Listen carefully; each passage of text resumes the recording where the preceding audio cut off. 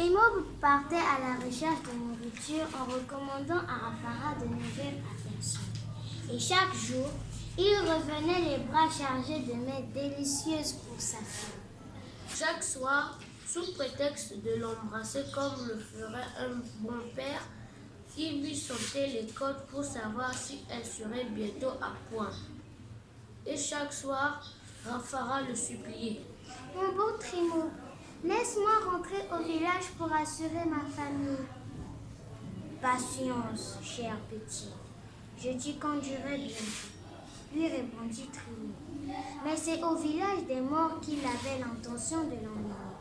Une nuit, tandis que le monstre ronflait comme 10 soufflets de forgeron, une petite souris se glissa sous l'oreiller de Raffarin.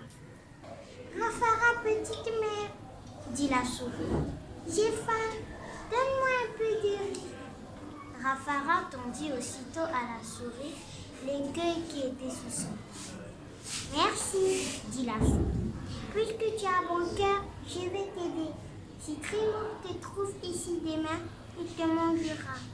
Lève-toi et fuis immédiatement. » « Mais si je fuis, il me rattrapera, » dit la fillette.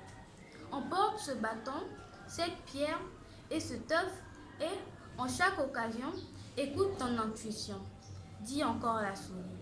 Raffarin ouvrit doucement la porte et gagna la forêt. Lorsque Primo se réveilla et se dirigea vers le petit lit de bambou où dormait habituellement Raffarin, il le trouva vide. Il piqua une colère terrible.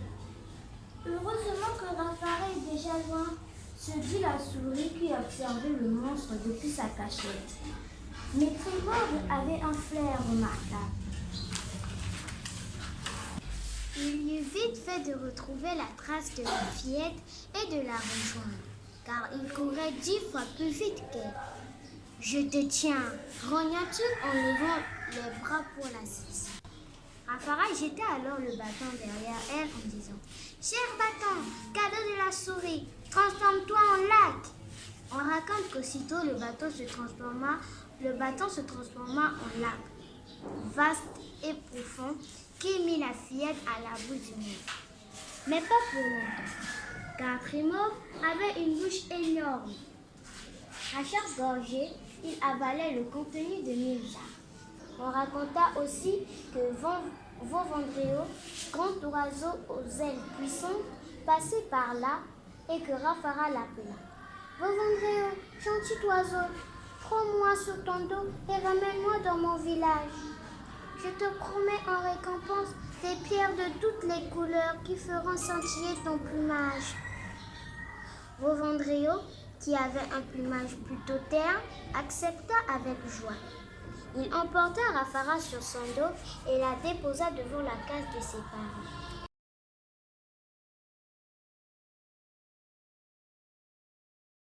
Première, avec 7,75.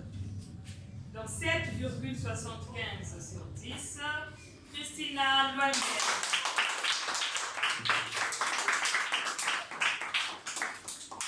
Deuxième, avec 7,5 sur 10, Alicia Lumino.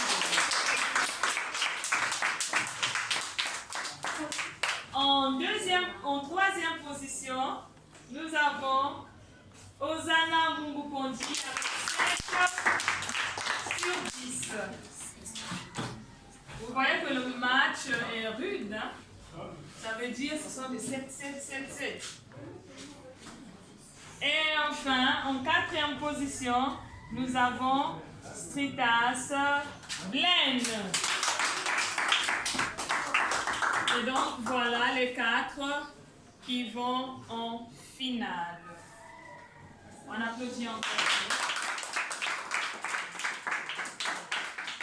Les 4 finalistes, félicitations à vous.